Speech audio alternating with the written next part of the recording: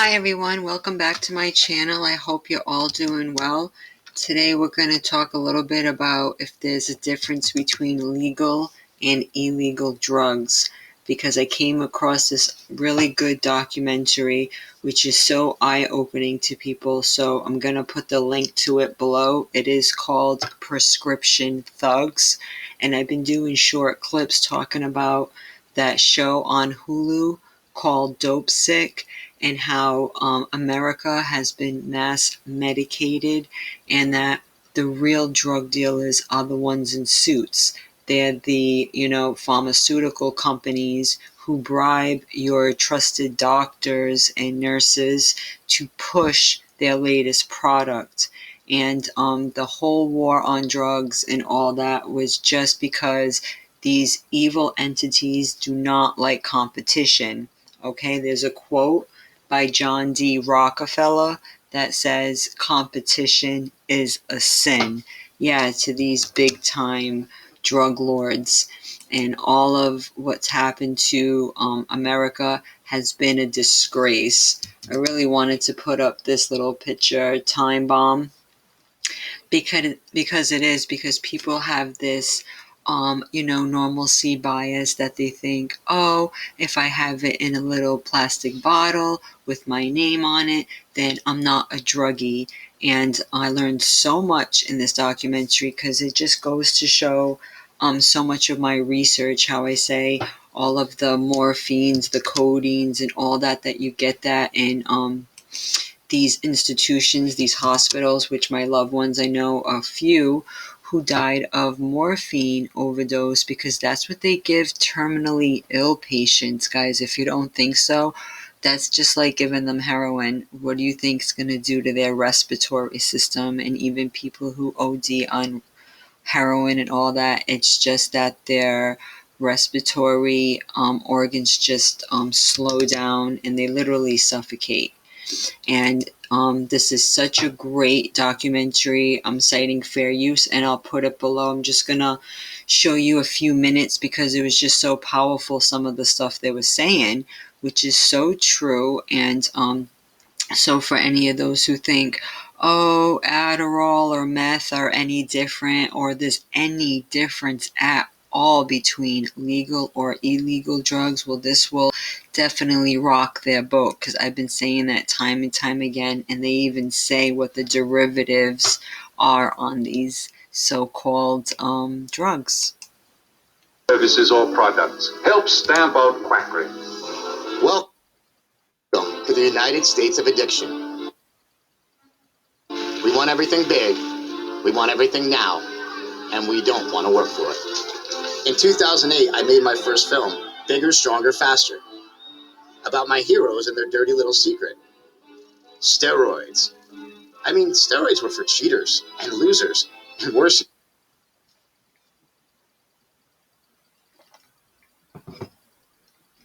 Sorry, guys. And worse yet, they kill you, right? Well, actually, no. It turns out they won't kill you. But what I didn't know then was that there was another skeleton in the closet that was hidden from view. A real danger lying beneath the surface, like jaws waiting to strike. The actor Heath Ledger was found dead today in an apartment here in New York City. Pop superstar Michael Jackson is dead at the age of 50. Suddenly, my heroes started to die. Lots of them. But it wasn't from steroids. It was from drugs. The full extent of Michael Jackson's dependence on prescription drugs is splashed across today's front pages. And not the illegal kind like you would expect. We haven't lost someone to heroin in a while. We've concluded that the manner of death is accident resulting from the abuse of prescription medications. People were dying from prescription drugs. Prescription drug abuse is killing more people in this country than car wrecks. Legal drugs, the kinds the doctors give us. You know, the kindly old doctor that used to be by your bedside when you had the mumps and gave you all your flu shots? The good guy, the one looking out for our health. Prosecutors say you didn't need an appointment. All you had to do was send the doctor a text message and open your wallet. But these days, the doctors are starting to look more like drug dealers. Dr. Verbovsky orchestrated a scheme to trade prescriptions for pills in exchange for sexual favors and money. And if they're the dealers, what does that make us? The junkies? Today, a widespread fondness for pharmaceuticals has turned the U.S. into a nation of pill poppers. How many people in this bitch pop pills? We only represent 5% of the world's population, yet we consume 75% of the world's prescription drugs. We got no business popping as many pills as we do. According to the federal government, last year more than 6 million Americans used OxyContin for recreational purposes. In 2010, 254 million prescriptions for opioids were filled in this country. That's enough painkillers to medicate every American adult around the clock for a month. I had never experienced the kind of euphoria that I got from a pain pill. We have drugs for everything. Hell, we even have drugs for things that aren't even diseases. The first and only FDA-approved prescription treatment for inadequate or not enough lashes. So how did we get this way? Talk to your doctor. Ask your doctor. Talk to your doctor. Talk to your doctor. Ask your doctor. Just talk to your doctor. Every night on TV, you see a weird-ass drug commercial trying to get you hooked on some legal shit. And they just keep naming symptoms till they get one that you fucking got, okay? It's like, are you sad? Are you lonely? You got athlete's foot? Are you hot? Are you cold? What you got? You want this pill, huh, motherfucker? You got to take this pill. Ask yourself, is it really a war on drugs? Or are we just a nation of prescription thugs? Isn't that the truth? That is quite the intro. I'm going to go into where, he talks about the wrestlers and a little bit of their stories. And exactly, if you watched A Brave New World by Aldous Huxley, he even named Soma in this, guys.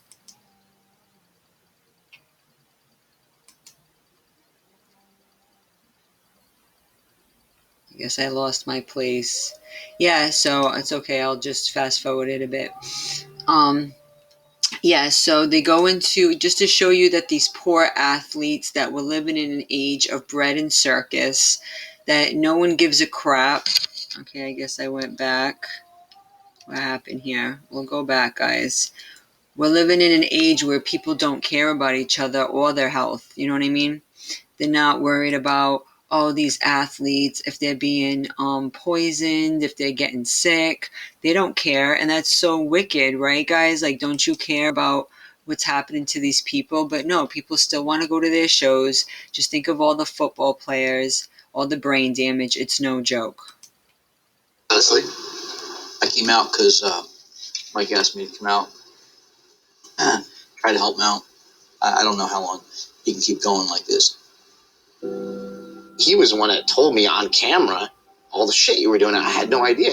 Yeah. And I was like shaking when I'm interviewing. I'm like, what? Why didn't he tell me that? He tells me everything. Usually people do drugs, like they'll just hide it and hide it and hide it. And he's like, not with me. He's like, I don't. Well, the problem is that I can hide it for too long of a time. I can hide it for, depending on the deal, depending on what the addiction is, I can hide it for 3 to 6 months. You know what I mean? And then that's when things start going out of control again. I've already kind of prepared myself for that phone call that Mike is dead someplace, And, I've done all the crying. I've had all the feelings. I've been through all the emotions and things like that. And that doesn't mean that when it happens, or if it happens, that I'm not going to be sad. It just means that I have done everything that I can, and I'm still doing everything that I can. Well, he'll break down and he'll be crying. He'll say, like, Dad, the biggest fear I ever had in my life is being an average guy. But you have to be average before you can be any better. It's like you have to crawl before you can walk, and you have to walk before you can run. And he's stuck. He's stuck right there. Mad Dog believes his addictions were fueled by his lack of success. But the closer he got to the spotlight, the bigger his problems became.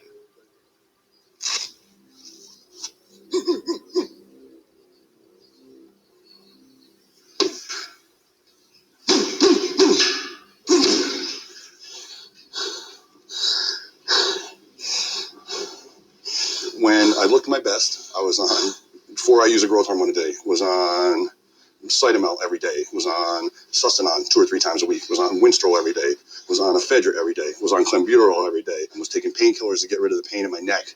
When you wrestled for WWE, that's part of like not being the average Joe. Like you were on tour, you were on TV. I used to turn on at college and get all my friends around the TV like, oh, that's my brother, and we were so proud of like. It's a high being in front of 20,000 people and getting a reaction. You know, I wasn't in front of 20,000 people too often, but I was in front of 20,000 people a few times. You walk out and you're like ready to kick ass, and everybody starts cheering for you. And it feels great. And then you don't have that anymore. And you're just getting up and going to work, eating, sleeping, working, eating, sleeping, working, eating, sleeping, working. One of my biggest problems is I don't know what my dream is anymore. My dream when I was a kid was either to be some kind of pro athlete.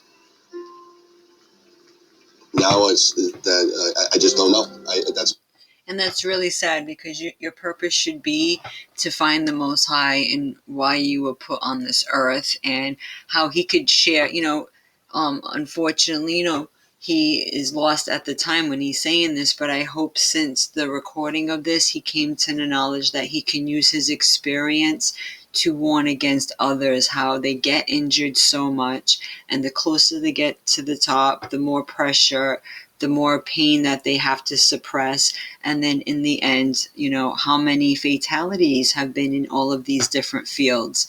I mean, people should have a little bit more sympathy for these people. I don't endorse any of them, because behind the show, there's a real life person. And most people don't care about, the person behind the image.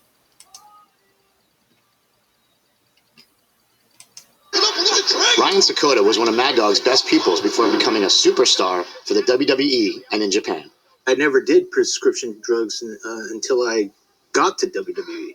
And the only reason why I did them was because I wanted to keep my job. Like, when did you take your first painkiller? Like, from a doctor? From a doctor? No. I actually got it from a friend. Another wrestler? Another wrestler. Because that wrestler was also a doctor? No, but he's a good friend. This is my friend Horseshoe. He was one of the baddest son of a bitches in the WWE. I love dogs, man. Unlike Mad Dog, Horseshoe won most of his battles in the ring, but his battle outside the ring nearly cost him his life. You gotta get rid of the Red Bull, buddy. Why? And the cigarette. Why? Because we're gonna interview you. You can't be sitting there with a Red Bull and a Can't cigarette. interview until I finish smoking. Well, then finish smoking. I signed a contract with WCW right out of college, and then the money started rolling in, and then the pills came in, because I was on the road every day. It's like, to graduate to that next level, you have to do certain things that a lot of people aren't willing to do. How many pills a day were you doing? 90. 5 pills used to be enough for the day. You know what I mean? Now it wasn't enough, so I had to up it to 10. 10 pills eventually wasn't enough, so I upped it to 20. 20 wasn't. I used to take 10 at a time when I was doing 90 a day. I remember my girlfriend, she would lay out, 5 Vicodin, 3 Somas, 2 Viagras, 2 Cialis, all my vitamins and minerals. Wow, guys, you hear that? 90 pills a day. It's a miracle he's even still alive. If he was a smaller person, he'd totally be dead. It's because he's so massive. But I didn't know, guys, they literally have this pill, Soma. So this pill does exist. This is like a wicked pill that goes back into Indian literature. I've been reading about this pill, and it's like to desensitize you. Make you like not care about your problems, even though they're still there, even though your bones are shattering, you have all these issues from banging up on your body, which is so sad. They become cannon fodder.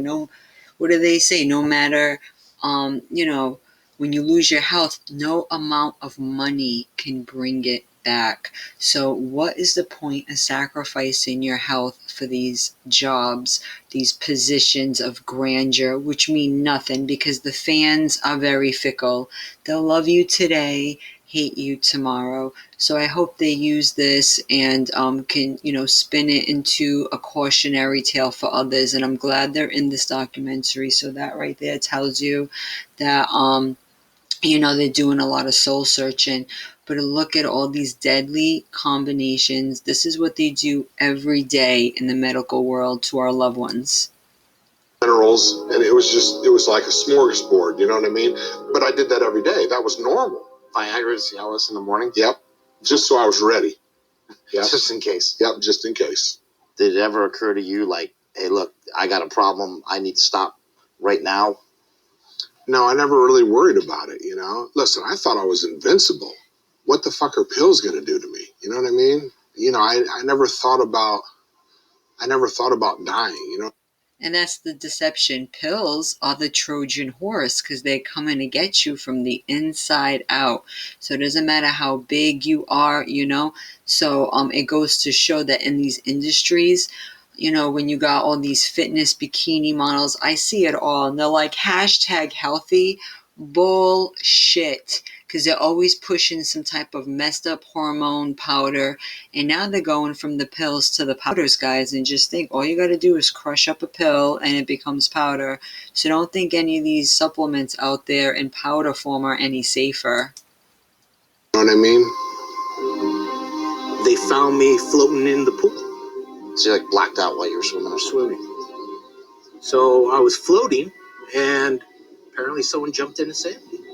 Wake up in the ambulance. You know, tubes up my nose. I got shit in my arms, and I wake up, and there was just all I could see was just this light. You would think after something like that would be it.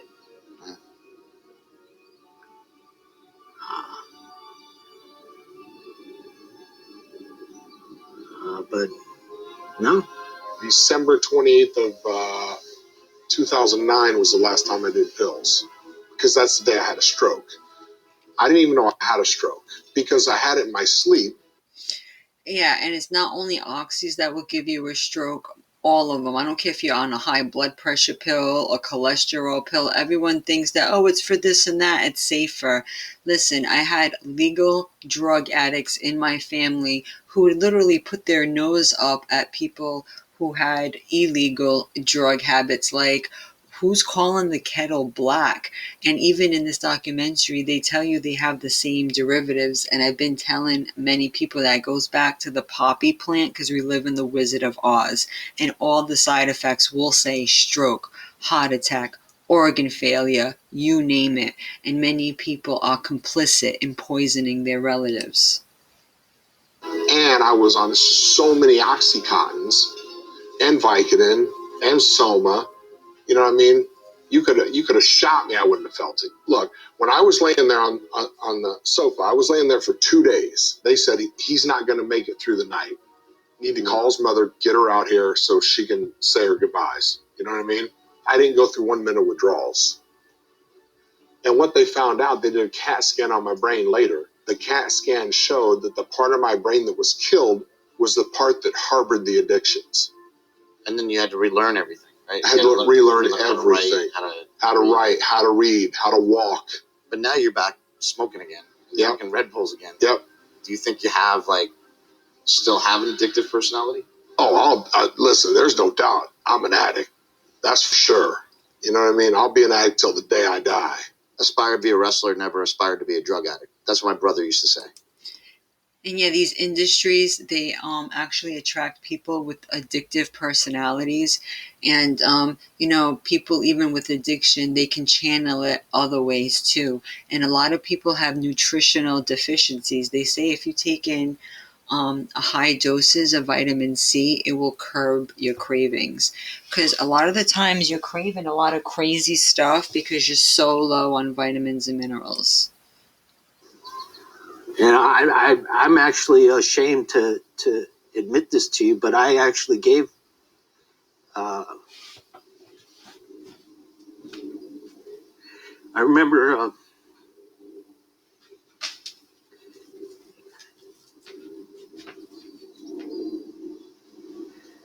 Mad Dog asking me. I gave him some shit, I think all you guys did, though. I think it's nobody's fault. You know what I mean? Everybody's responsible for their own what they do. You know. I forgive you. Thank you. My brother would be able to hang out with Razor Ramon, Jake the Snake, and all these guys because my brother was the guy with the pills. Now, he never won a match in WWE history. Not one. He was on TV 250 times. He lost 250 times. He was a jobber. He was the guy that they beat up. but he was the guy they beat up that had the pills. Yeah. So they kept, hey, hire Mike Bell. Hey, hire Mike Bell. I mean, back then it was like an open forum. You know, do I blame wrestling for that? Like, I don't blame wrestling. I think it goes on in the NFL. I think it goes on in the UFC. Yeah. I think it goes on in baseball. I think it goes on in the sports. I think it goes on in high schools. It goes on everywhere.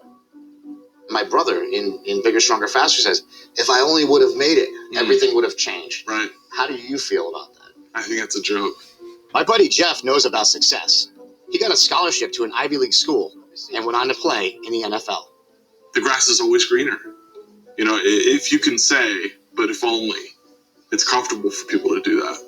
But, you know, when you get to the other side of it, and you have those material goods, and you have the things you thought you wanted, and, you know, those boxes are checked, that's when some real soul searching happens.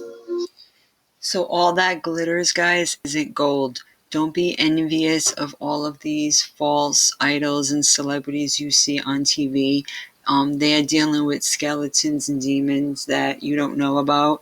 And, you know, this generation has been victimized by the drug companies. And yes, your doctors, your coveted doctors and nurses, people you respect, maybe it's time to find some real role models, because those people are business people. They're there to make money, okay? So for every little nook and cranny, I mean, you can literally bang your knee, okay, and they'll give you a pill. You can have a mosquito bite and they're trying to give you some dangerous steroids, you know, but in the medical field, people can't recognize that steroid is a very dangerous drug and they prescribe it for everything. But when they look at the bodybuilding world, they're like, ooh, these people do steroids, this and that. Talk about madness, the same thing in both realms, okay? This is like witchcraft at the highest levels, like trying to drug everyone to where they're debilitated, right? Chris Lieben climbed the ranks of the UFC and achieved the fame and fortune that Mad Dog dreamed of. But the fight with his own demons proved to be more than he could handle. My motto was everything in excess, nothing in moderation. Go fast, kick ass, chug beers, crank tunes, you know, just fucking full speed ahead. I would drink and party and stuff, you know, when I first started with the UFC, and people would be like, oh my God, look, Chris Lieben's out drinking and he's got a fight coming up, da da da. Well, I figured out that I could still take the edge off by taking a pill and nobody would know. And what I realized is it worked not only for my pain, but for me, for my anxiety, and it mellowed me out. Where you're in a position of perceived power or class in the society, you can get whatever you want. The funniest thing for me was when I got to the NFL and I had more disposable income than I never had in my life, everyone wanted to give me things. It's so backwards. Including drugs. See how backwards and evil? He just made a wonderful point. I appreciate him talking in this documentary, because when you're poor and when you see someone hurting, no one wants to give them a damn thing, or they look down to them, you know? But then when people have a certain level of success, everybody wants to give them free stuff. Everybody wants, you know, to hook them up. And he noticed that too, how evil the system is and the people in it. Including drugs. I mean, I was a kid that didn't come from a lot, you know. Now I'm somebody. Being somebody, I didn't ever feel like I was worthy to be somebody. Now all of a sudden, girls in particular that I know weren't interested in me were starting to act like they were interested in me, and I'm going, hang on. They only want to be with me so that they can hang out with the UFC fighter Chris Lieben. I allowed those things to really drag me down into a pretty dark spot, and for me, pills were the way out of that dark spot. I'm the golden child. I'm an Ivy League educated NFL football player, and I'm a drug addict. I have my big calendar on my wall, and I'd be, okay, today I'm going to take 5 pills. 5, 5, 5, 4, 4, 3, 3. Now I switched to Percocet. I had it all written out. Jeez. I had a big plan, you know, on how I would get down, spend a few days on the bathroom floor, puking, go in, perform, make my money so I could keep doing it.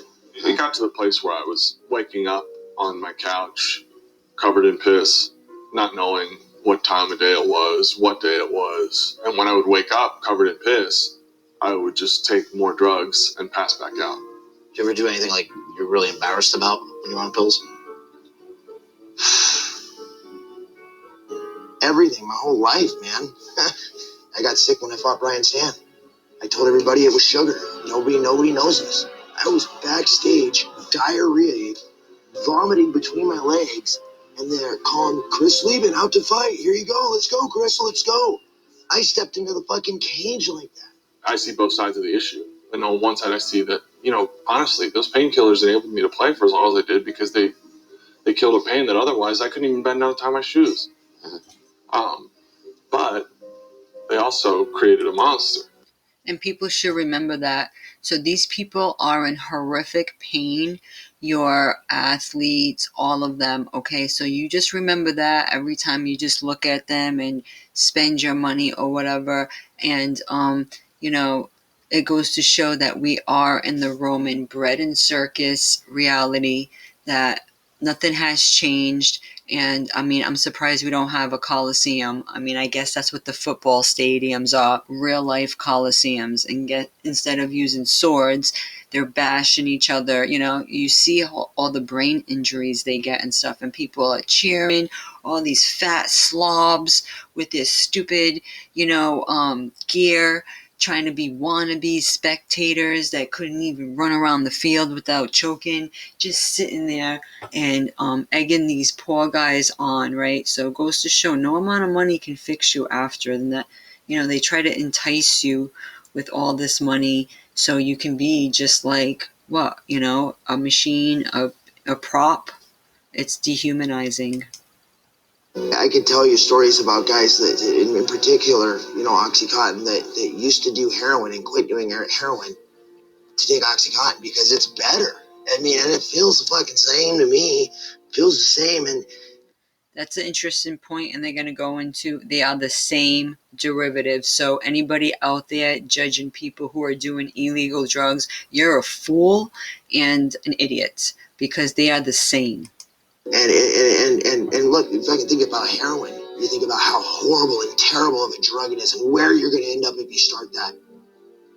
Oxycontin feels exactly the fucking same, but it's not. It's wrapped up in a little blue pill, comes in a bottle with a prescription label on it with your name on it, says take 2 of these, whatever, So wait a second. The drugs that the doctors are giving us are the same as the drugs being sold on the streets? Well, if you look at the chemical makeup of opiates, like codeine, Oxycontin, Vicodin, and morphine, they are all directly or synthetically derived from the unripe seed pods of the opium poppy. Guess what else is made from the opium poppy? Heroin. That's right, good old H. And it's not just the opiates that share a common source with their street brothers. Take Adderall and Ritalin, which are made from the same stuff as meth.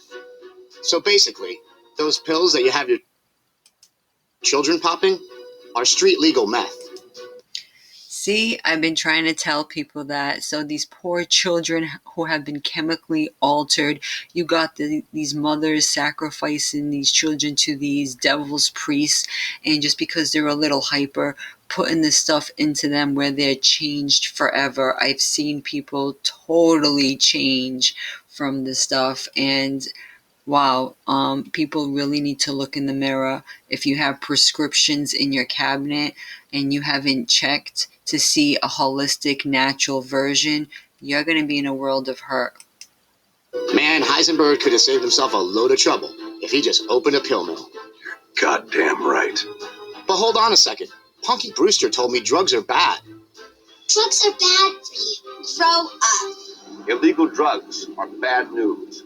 Don't mess with them. We must wage what I have called total war against public enemy number one in the United States, the problem of dangerous drugs. In 1971, then president and huge Elvis fan, Richard. Isn't it funny how they're all friends? Like Elvis is not related to these damn politicians. It just goes to show, like, why do they got to be seen holding hands? And how did these politicians know all these celebrities the way they do, so intimate, right? It's like a clash of two worlds. Or are they just two peas in a pod, right? Are they just cut from the same cloth? Of course they are. Everybody's already put out that the music industry is an arm of the military industrial complex. And yeah, these freaking bastards, they get the world hooked through the medical field, and then when they can't get it, they go to the street version, which is the same, and then they get thrown in jail, and all the jails are privatized, and that's how these freaking evil you-know-whats are making all their money, and it needs to stop, and it's gonna stop because there's divine judgment coming down for all this bull crap. Richard Nixon began the war on drugs. Since then, the war on drugs has cost the U.S. over $1 trillion, and the prison population has risen over 700%. Are we surprised? Are we surprised? So look at the cause, look at the effect after all of this is being pushed, right? How many people who have been just caught up in the system and got treated like they're the criminals when it was the drug companies who should be in prison. Sounds like we're winning. So I get it. Drugs are bad, and the people who use drugs are bad guys and criminals, like Tony Montana. But Mad Dog and his friends weren't even talking about illegal drugs. They were talking about legal drugs, prescription drugs, the kind you keep in your medicine cabinet. There may be a drug addict in your house, and you may be their supplier. Federal authorities call it an epidemic. When you think of drug addicts, you don't think of like a housewife with 4 kids. No, but we're everywhere. You know, everywhere. You know other people like you? Uh-huh. There's lots of us. Yeah, this is all in suburban America too, all in these fitness industries. It goes, this is inspired by this amazing Hulu show, which I'll show clips of too. I've been, in different vids and just showing how they, this young lady here, she was really hurt because, she was in pain. She had a very labor-intensive job. They followed the lives of the West Virginian coal miners, and she had, a lot of back issues, like a lot of people now with these stupid, strenuous jobs. And then she was put on oxy, became very addicted. Then when she couldn't get them anymore, she was put onto heroin. And that's literally what happens every day. And if people can't have a little compassion, they're a bunch of fools. Because even when you go into the history of morphine, and just to show you that Morpheus in the Matrix was named after, morphine, the pain medication, comes from the opiate family. Oh, it also comes from the poppy plant where you get heroin from. So, okay, this is the same plant. And morphine was named after the god of dreams, Morpheus. So the Matrix, that's all a trick bag, because the red and blue pill, like I said in another vid, is none other than morphine pills. The red is actually stronger than the blue. Imagine that. He's trying to give you the red, so you get acute pancreatitis, respiratory depression. This is what also called hypoventilation. Okay, this is how people are dying really in these hospitals. They may call it cancer, they may call it whatever. It's all freaking lies, okay, because they're really dying from this. And it tells you right here that the choice of heroin, it says morphine and heroin will also much more likely to produce euphoric effects. Okay, and it says the choice of heroin and morphine over other opioids by former drug addicts may also be because heroin, also known as morphine diacetate, diamorphine, or diacetylmorphine, is an ester of morphine and a morphine prodrug, essentially meaning they are identical drugs, okay, in vivo. So they're identical. Heroin is converted to morphine before binding to the opiate receptors in the brain and spinal cord, where morphine causes the subjective effects, which is what the addicted individuals are seeking. So that's all under morphine, and you'll find that under reinforcement disorders. All right, so this is, people think, that drug addicts are just the ones you see out on the street. Bull crap. There's plenty of great documentaries, 6 best documentaries about prescription drugs. I mean, this is what's totally killing America. One called Oxiana. I haven't even watched that one, so that one looks really interesting. And people are so quick to judge these people, but yeah, who's the one that first put them on to this stuff? Exactly. Right? Another one, which we just went over, Prescription Thugs. It's a great one. Just to show you there's so many, and isn't this a great title? Generation RX, that's our generation, which I also call the Twilight Zoned Out generation. Be careful on the street, guys. People are so over-medicated. American Addict is another documentary. Very interesting pictures. OxyContin, Time Bomb. Yep. And it hasn't gone anywhere. They just repackaged this stuff too, right? Off-label, over-the-counter ones, the generic versions, not any better. A lot of them come from China and have all kind of horrible additives to it. This is, chemical warfare, chemical poisoning. Lethal injections come in different forms, guys. And if you haven't looked up the Georgia Guidestones, please do. But this is all reminiscent of this show that's out. And these are the people that need to be strung up and need to be put in jail. He needs to be tied down and given like 1,000 of these pills until his heart gives out.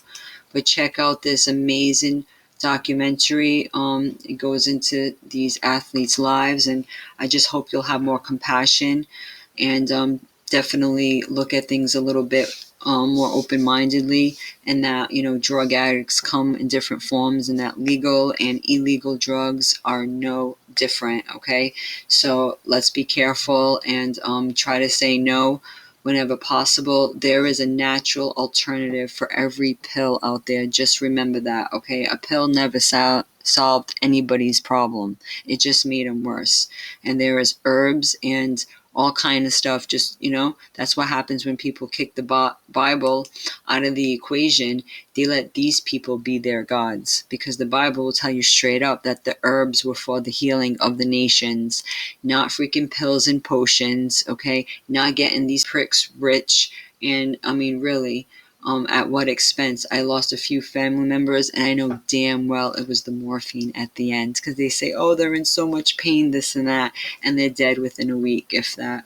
So just think about that, and how your family member really passed away, because there's a lot of evil punks that are getting away with this stuff, and then they just put down on the death certificate natural causes or some other lie, when we should demand a toxicology test. And just think about why they're so quick to want to cremate people too, probably to hide the evidence. So have a great day, and I hope this helped, guys. Be well.